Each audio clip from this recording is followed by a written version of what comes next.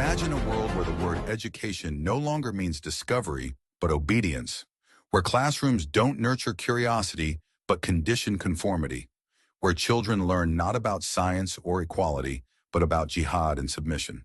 We are told almost daily, open the schools for Afghan girls.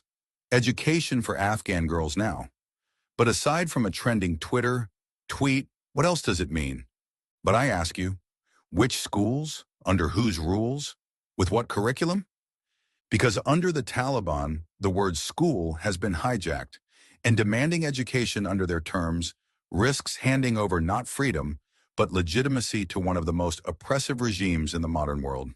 I'm Dr. Zahir Mirza, and this is Beyond the Frontline. And today we break down a dangerous illusion. Why asking for girls' education under the Taliban could create not empowerment, but generations of indoctrination. Imagine a world where the word education no longer means learning science or literature, but means obedience, where textbooks don't teach critical thinking, but dictate a singular ideology, where calls to open girls' schools are not about freedom, but about legitimizing rule by fear. We are told, let's push the Taliban to allow girls back to school. We are told any education is better than none. We are told, open the doors. But we have to ask, which doors? What is behind them? Because under the Taliban, the term school itself has been hollowed out, turned into a tool of control and propaganda. 3 years after August 2021, when the Taliban seized Kabul and retook power, the landscape of education in Afghanistan has been devastated. UNESCO estimates that at least 1.4 million girls have been deliberately denied access to secondary education. In total, nearly 2.5 million girls, or about 80% of Afghan school-age girls, are now out of school. Primary school numbers have also collapsed. Fewer children, boys and girls, are enrolled now than in 2019. The drop in primary enrollment is not just because of bans, it is because female teachers are banned from teaching boys. Teaching materials are scarce, and families are fearful of reprisals. Now, many Western governments and NGOs say, we must pressure the Taliban to reopen girls' schools. At first glance, this demand feels moral. But what if doing so plays directly into the hands of the regime? The Taliban understand power, how to structure it, how to demand it. For them, control of education is not a concession, it is a prize. When schools reopen under Taliban control, the curriculum is transformed.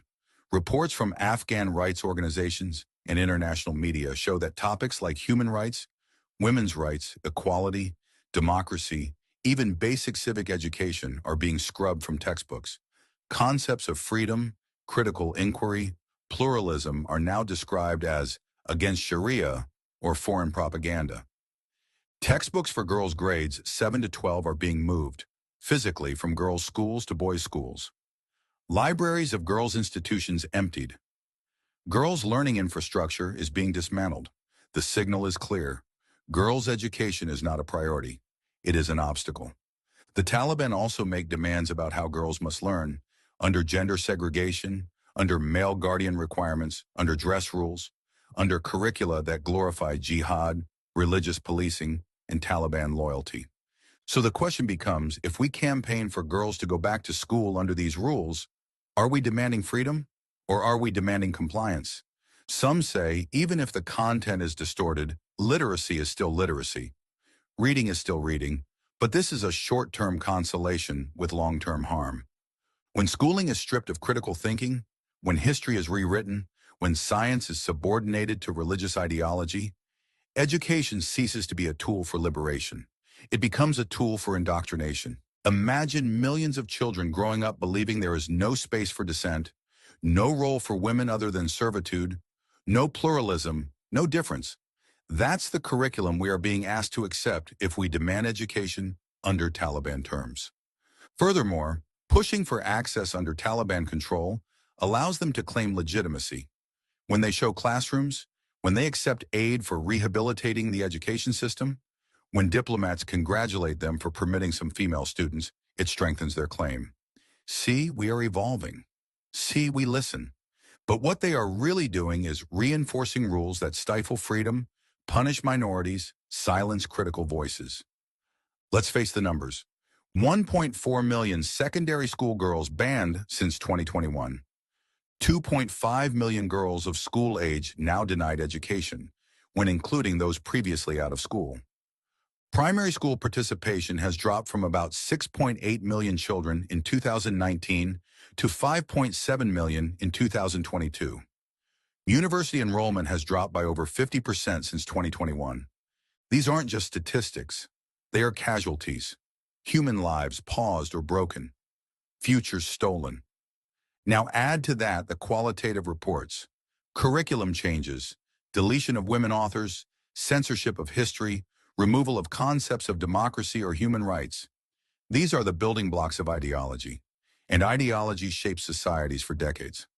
Let me tell you some stories. Quiet, often hidden, but powerful. In Kabul, textbooks from girls' high schools are being shipped to boys' schools. Girls who once had libraries now see their books vanish. Those shelves lined with literature, with science, with stories of women pioneers, gone. Their absence is a message. Not teaching them is a statement. In several districts, female educators are fired or forbidden from teaching boys. Male teachers replace them, often with little training or material. The result, classes where girls are taught by those who have no interest in their empowerment. Civilians in remote provinces say that even when schools are open, curricula are controlled to emphasize Taliban doctrine. Early marriage, strict obedience, religious schooling. Subjects like music, arts, literature that once encouraged critical thought are eliminated. Boys too suffer. The indoctrination is not gender-specific. Boys are fed the narrative of jihad, martyrdom, obedience, submission. They lose exposure to alternate worldviews, pluralism, science, reason. These stories show that under Taliban schooling, what is being created is not educated citizens, but obedient subjects. The usual response from the international community goes like this. Issue statements condemning bans. Allocate funding for reopening or backing education. Bolster aid programs tied to girls' education. Pressure the Taliban diplomatically, noble intentions, but they carry serious risks, legitimization, recognition in international media, in diplomatic arenas. When schools reopen, gives the Taliban credibility. Normalization. When stakeholders treat Taliban-controlled education as better than nothing, they implicitly accept Taliban definitions of morality, curricula, and rules. Entrenchment. Money, infrastructure, and policy begin to conform to Taliban demands. Schools get built or refurbished under Taliban constraints. Curricula get rewritten under their oversight. Long-term harm to children. If students are taught distortion of history, restricted worldview, suppression of rights, the damage carries forward, creating future generations steeped in ideology, skeptical of dissent, fearful of freedom. So calls for reopening schools may feel urgent, but must be tempered with a deep analysis of what is being proposed and what is at stake. Access without content is hollow. A school system that removes lessons about equality, removes teaching about women's rights, erases history of resistance, replaces music, arts, cultural expression with religious observance. This is not education. This is erasure. Reports show that the Taliban have removed all topics related to human rights, women's rights, and democracy from the curriculum, especially in secondary school. Textbooks are being overhauled. Inclusive and non-discriminatory approaches are being scrapped. Even more telling, girls' textbooks are being transferred to boys' schools. Girls are deprived of both material resources and even symbolic presence. These are not logistical glitches, they are designs. We must insist the content and values of education matter. If what is taught is ideology, control, suppression, then sending children into those classrooms is sending them into indoctrination. Sometimes the Taliban offer partial openings, girls below age 12 or girls in primary grades, limited hours or restricted subjects. Sometimes female teachers are allowed back under strict conditions. These partial measures serve two purposes for the regime. They ease international pressure. You can say, look, they are letting girls back. They allow designs to take hold. The earlier grades are shaped, the curriculum is adjusted, the values instilled, the precedent established. Once the tools of indoctrination are in place at the bottom, they escalate. Older grades are then blocked or forced to conform. Students who thought they had a path forward see those paths closed. So partial reopening is not progress. It is a wedge, a slow creep that normalizes the Taliban's parameters of what education means. If not Taliban-controlled schools, then what?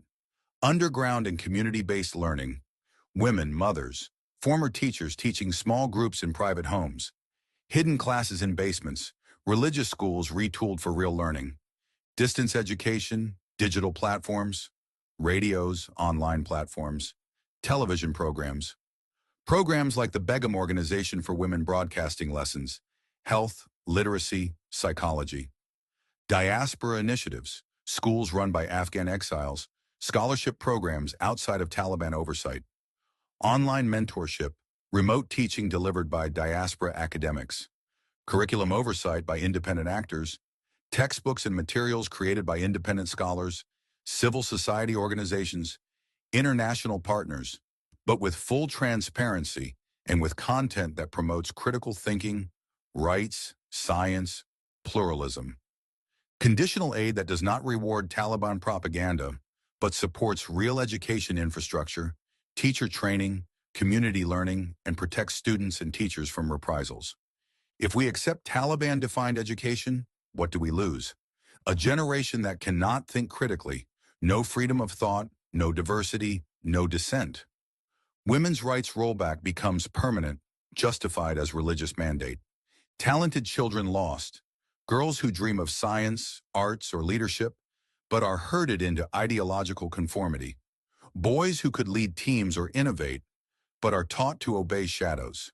Global isolation, an education system that teaches hatred, exclusivity, intolerance, drawing Afghanistan further into repressive isolation. And this is not a distant risk.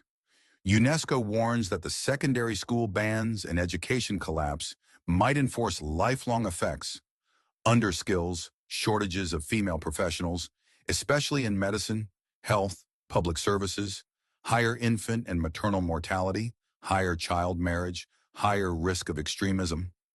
There's also another aspect of girls' education in Afghanistan that we have often overlooked and often on purpose maybe, an aspect that plays to the bigger picture of what is happening in Afghanistan.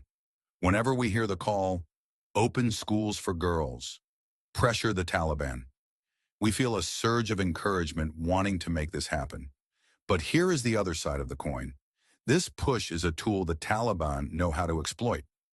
Every statement from Western governments, every promise of aid tied to education gives the Taliban legitimacy. It allows them to present an image of compliance while continuing to control the curriculum and indoctrinate children. It gives the Taliban the power to negotiate from a position of power because they know that they now hold the cards in this bargain. They know now that they have the power to dictate terms and push for more. Push for more for themselves and for other extremists. Classrooms may open for photo ops.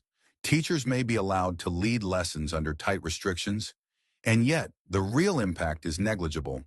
The world applauds, and the Taliban gain recognition, both domestically and internationally. Every international call for access under Taliban rules effectively becomes a vote of confidence for the regime. Symbolic concessions are rewarded with political leverage. True education, education that empowers, enlightens, and preserves human dignity, cannot exist in a system designed to manipulate perception rather than nurture minds. We at Kabul Institute propose a different demand, a demand not for access under Taliban control, but for real education, justice, and long-term protection. Standards, not mere access. Donors and governments must insist that any school reopening meets criteria: curricular transparency, inclusive content, teacher gender equality, freedom from ideological coercion, bolster alternatives and community control, support grassroots, community-led schooling, private and diaspora initiatives, distribute learning materials independently, fund radio, internet, remote learning beyond regime reach, expose and monitor the curriculum, document what is being taught, publish findings internationally, hold governments and international institutions accountable for not supporting indoctrination. Don't reward the regime's offers superficially. Recognize that when the Taliban offers partial school openings, This is not a concession, it's bargaining. The world must not provide legitimacy in exchange for propaganda. Center Afghan women and girls' voices. Their perspective is not a token.